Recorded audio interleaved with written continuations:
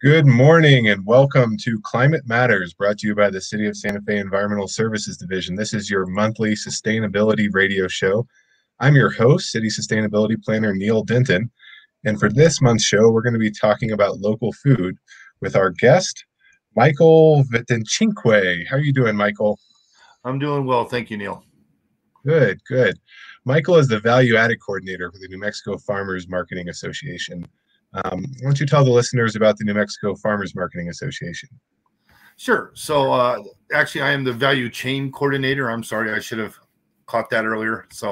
But yeah, the New Mexico Farmers Marketing Association is a nonprofit association with sole mission to help small to medium scale farmers, basically farmers of all sizes throughout the state of New Mexico.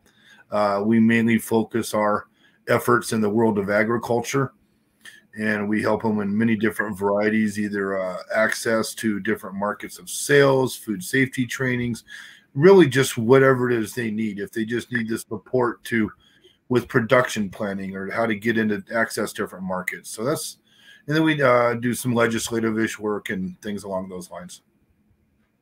That's great. And your work as the Value Chain Coordinator, that's related to turning the products into something different. It might be like pickled okra instead of just okra or something like that. Is that right? Well, I hate to keep contradicting you there, Neil, but actually no. So what my value of this chain is what I'm able to do is my background is been grocery wholesale retail. And throughout that, I was a supervisor in the Southwest. So I had connections with distributors, farmers, and New Mexico Department of Agriculture and things like that. So what I do is I visit with farmers and see what their needs are, help them understand the benefit of grocery wholesale, how it can help them keep the food in the local area. They can actually increase their sales through wholesale and just really represent themselves very well. And I help them build brands, however it may, whatever it is they need. And then we also work a lot with food safety and keeping that in mind. And for me, it's the first and foremost issue that we face today. Definitely. Well, I'm glad you all are doing that and supporting farming in New Mexico. Here in Santa Fe, we've got a pretty robust farmers market that's in full swing this time of year, with a Saturday market and a Wednesday evening market if you can't make that, to find some local food. Let's for the listeners who are listening, they get all their produce from the grocery store every trip they go. What would you tell them are some reasons to think about getting local or more local food instead? Well, I think many of the reasons that we have, and to start with the one that's really centered around your show, is we have lessened our carbon footprint.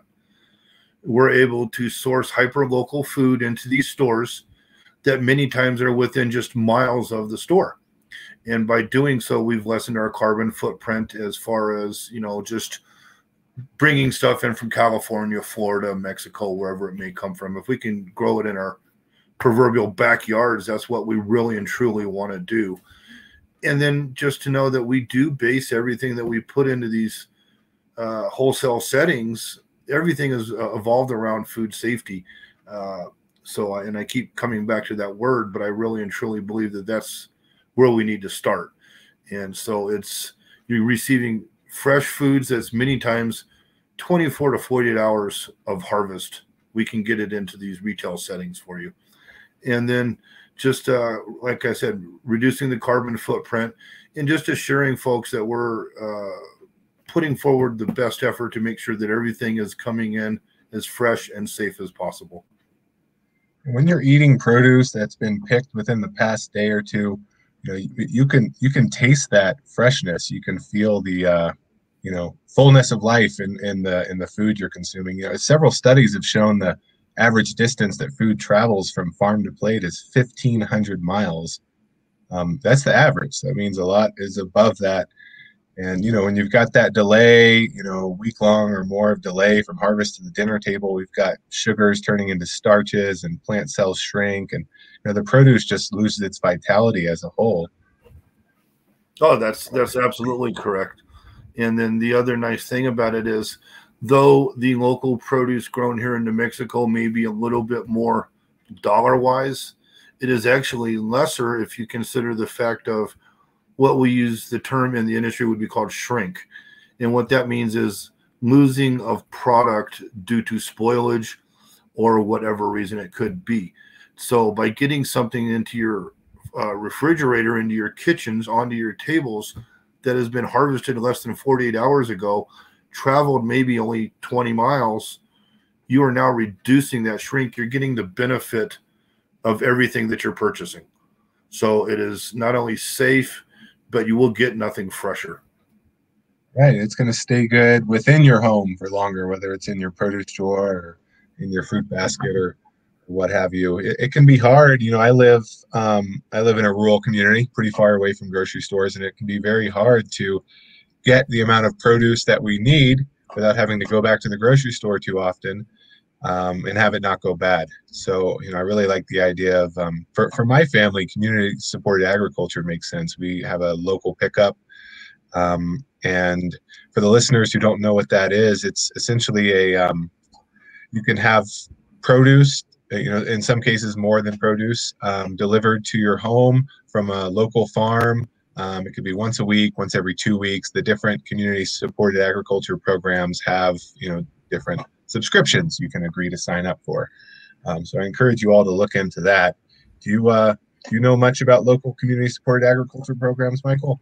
Sure. So during the pandemic, we were able to assist in a lot of these food hubs throughout the state grow their CSAs, as you mentioned, the community supported agriculture. And through that, it's these food hubs who are able to source this local food. There's a few around the state. You've got one right there in your backyard. Shout out to Squash Blossom. They're doing a great job there. There's a couple of others within Albuquerque that are very easily accessible. Agricultura Network, and then also New Mexico Harvest. You can go onto their websites and actually pick your bag, and you can buy full shares, half shares. And as you mentioned, it can be just fresh agriculture if that's what you choose to do. But there's also New Mexico Harvest, I know, deals with meat, eggs, cheese, milk, and then also all the fresh agriculture. And then you can get some value added products, as you mentioned. They deal with Zia for like different sodas, New Mexico product. We generally kind of steer away from the extra sugary stuff, but it is a New Mexico supported business, and I will always support those. Oh, so you can get those Zia root beers and ginger beers delivered through a CSA program, huh? Yeah, correct. Oh, very nice. Yeah, definitely more than produce if you want to sign up for that. Yeah, meat, cheese. It just depends on the program and their offerings. So correct. If you're not the kind to make it to the farmers market on a Saturday or a Wednesday night here in Santa Fe, consider a community supported agriculture program. It can make your trip to the grocery store for the other things that you're getting there a lot easier when you don't have to pick up what's being delivered to your home. And I was recently looking at a study that for vegetables, specifically getting vegetables from a CSA program, that can save you over $600 a year. A lot of people might think, all of this sounds great if I could afford it, but you mentioned that shrinkage. If you're buying less expensive produce at the grocery store, but it's going bad in your home, you're not actually saving any money there. So getting this fresh produce is helping you save some money, and also your health. Health is priceless. Eating fresh local produce, they have more vitamins and minerals for them. Think of it like taking a multivitamin, right? Absolutely. And not only that, but what we've also realized is the local food supply chain throughout the last year, the importance of it. Our local food supply chain did not let us down. You can look into the grocery stores and you've seen empty shelves. You've seen them being out of product, where you could have went to any one of these hubs or found a CSA in your area and continued to purchase fresh, healthy foods. Now, we are a very seasonal state. So we do run into some hurdles when it comes to accessibility year round, but we have several greenhouses that funnel into these CSAs as well. So we can keep it fresh, healthy. And to be honest, the less hands you have on a product, the better. You get a tomato out of California, I couldn't tell you how many times it's been touched before it gets to your table. Honestly, I could not. Within a local system going through a CSA, you will be under a half dozen times. You'll have the farmer or their worker. It will go from there into a case. It will be sent to the CSA. From there, they will repack for you. And in many cases, that is it besides you. So it's the health benefit as well as the cost benefit just outweighs everything else. There you go. And you don't have so many grimy fingerprints. You got to wash off your produce. I have seen some things in my years in produce and the world of wholesale retail and groceries. So you would be surprised. Always wash your produce no matter where you get it. Right. And, lessen that risk by buying some local produce. It has absolutely less fingers on it. So, for me, something that's really important in, walking what I talk is just putting my money towards the future I want to see. And I ask myself, like, do I want to live in a world that doesn't have local farms where my grandkids can go and engage and learn about agriculture? Do I want to live in a world where all of our food comes from giant factory farms that aren't, employing lots of people? Lots of the processes are automated, and I don't. So even if, I'm in a position where I can't afford to spend just a little bit more on the way I get food, and so I can use that and kind of think of it like a charitable contribution towards building the community that we want here in Santa Fe and in the region. Yeah, so it's as you said, it's building our communities. We're investing back into our communities by purchasing local, whether if it's through a food hub and a CSA or finding local produce within your grocery stores. You're putting that dollars back into our communities, back into our schools, back into the farms, back into jobs and everything else. So it just does so much more than taste better, makes you feel better, and everything else. You're actually putting your money where your mouth is. Yeah, and it goes back for I don't know, I'm not maybe 10,000 years. Our relationship with farmers and farming as humans, and when you're buying directly from a farmer, you're reestablishing that time-honored connection between the eater and the grower. And knowing the farmer gives you insights into the seasons, the weather, the miracle of growing food. So there's really something to that when we're talking about building community, and it kind of gives you something more to take pride in when you put it on a plate for your family or just for yourself, and tell people that this came from the farm right around the corner, or the farm just up in the Rio Grande Valley, or whatever it is.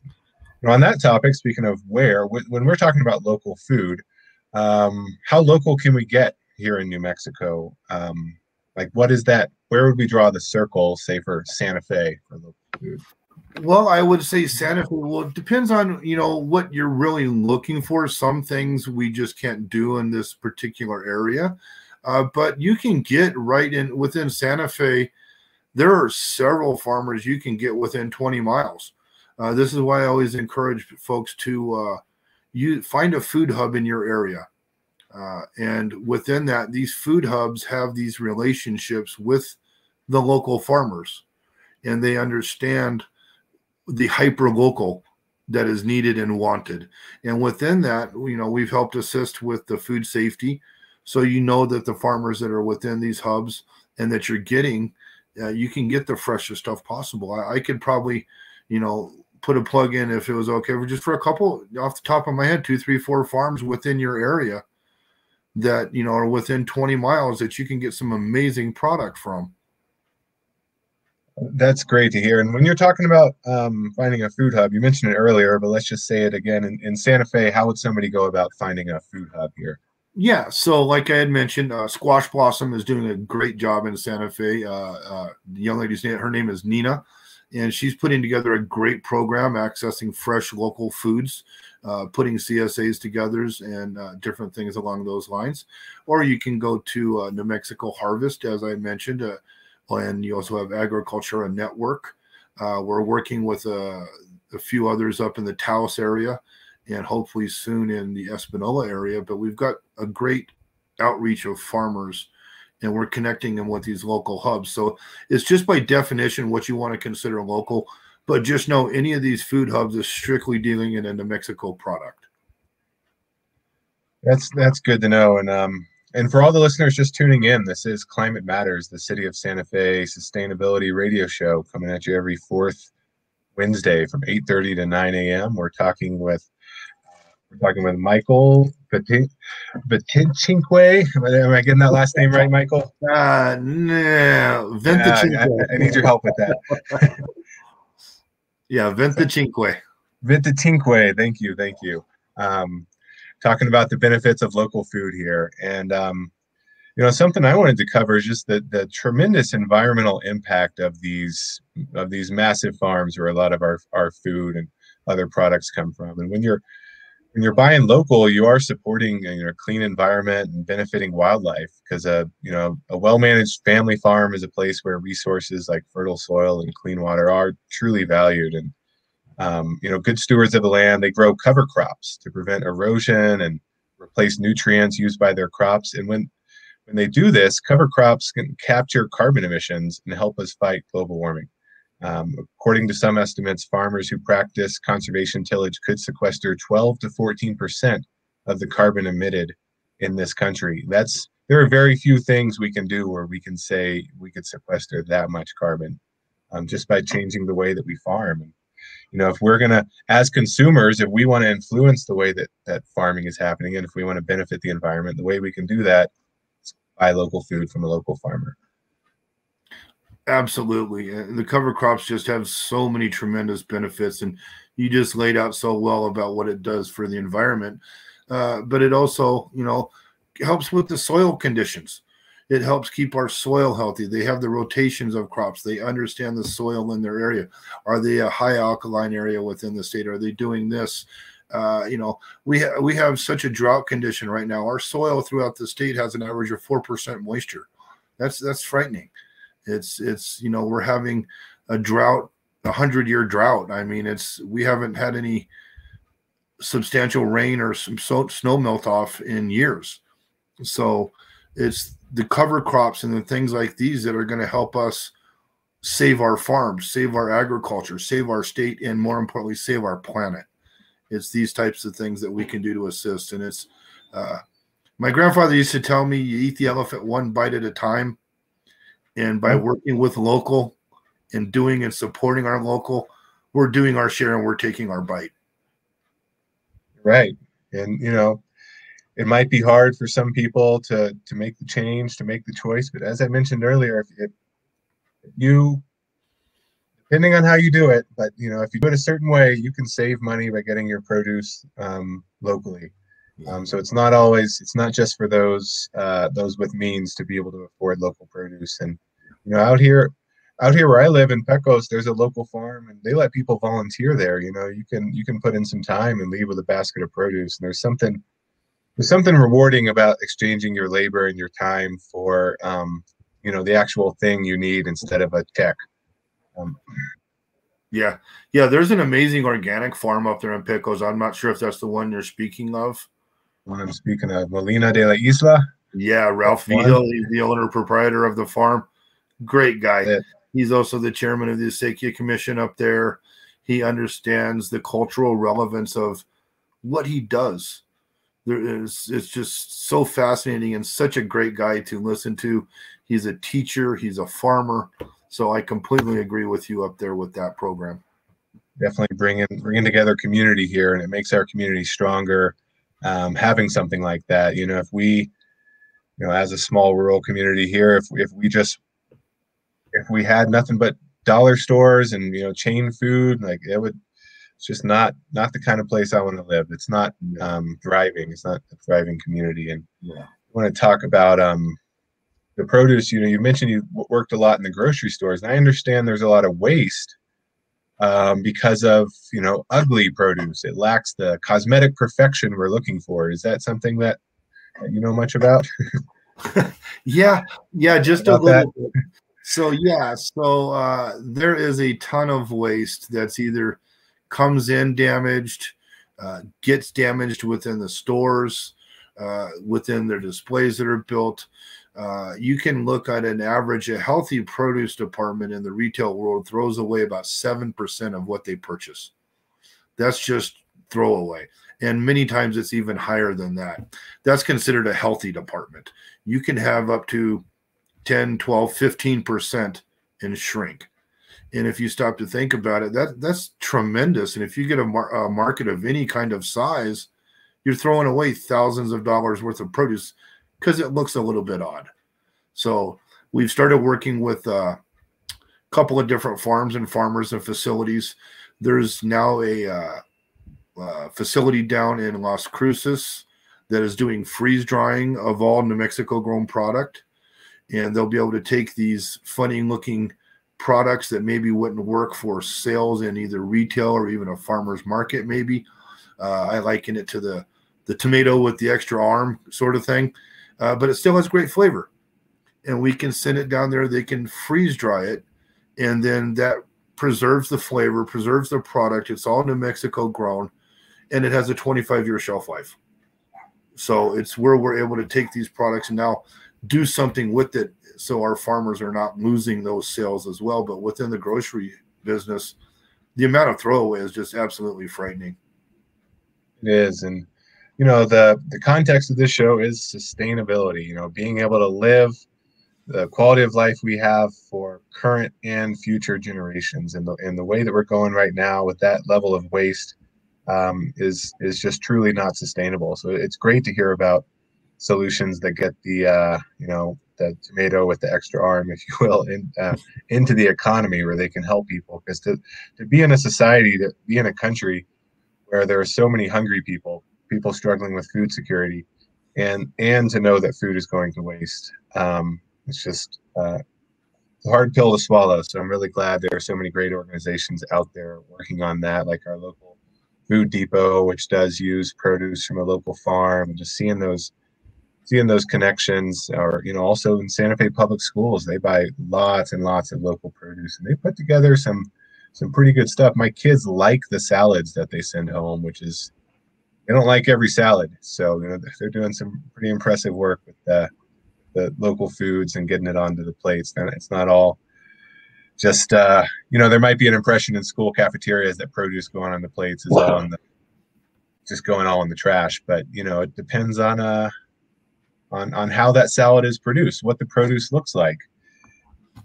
Absolutely. And as you mentioned, the Santa Fe Public Schools, but it's actually the Public Education Department. They've really stepped up over the last few years and created this great program where we've worked with them, and we have what's called the tiered 1 and 2 food safety training that can be taught through the New Mexico Farmers Marketing Association. And it is free to our members. And within that, you can either take that or a PSA training, which is the Food Safety Alliance there through the Extension Office that is taught through NMSU and NMDA. Either one will help you access this shared supplier list, which started out a couple of years ago strictly as a public education department list for schools around the state, where they can identify farms that have had food safety training and are able to sell into the schools. Well, it's been such a success in the things that they've done that it is now called a state share supplier list. And they're working with not only the schools around the state, but the senior centers, the early childhood development, the aging and long-term services. And within that, we've got over, I want to say it's close to 70 farms now that are on that list, where these state agencies can reach out to local farmers, buy directly from their area, and get their product that you're speaking of, the great lettuce. I know Ralph sells a lot to Pecos and also West Las Vegas. I mean, you can't get it any fresher. He's harvesting of morning and taking it the afternoon. So that's the difference. And for just a very quick personal story, I grew up hating beets. Never could stand a beet. Just was not my thing. And I told a farmer that a couple years ago because he was growing beets. And I said, I won't hold it against you. I'll still help you find a market. And he goes, here. And he reached down, pulled one right out of the ground for me and said, take this home tonight. And he gave me how to cook it, chop it up, wash it, top to bottom, use the greens, everything, little olive oil, etc. Give it a try. Tell me what you think.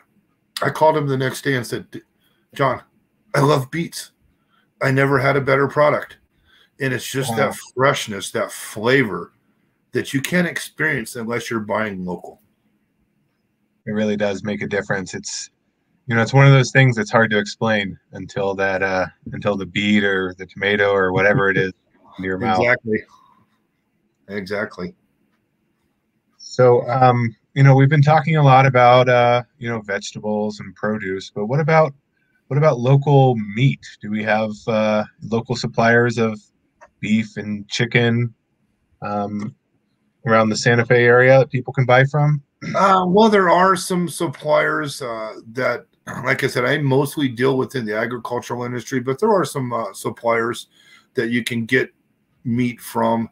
I would suggest, once again, reach out to your local food hub. I know it's not necessarily Santa Fe, but it's in the East Mountains here, Polk's Folly Farm.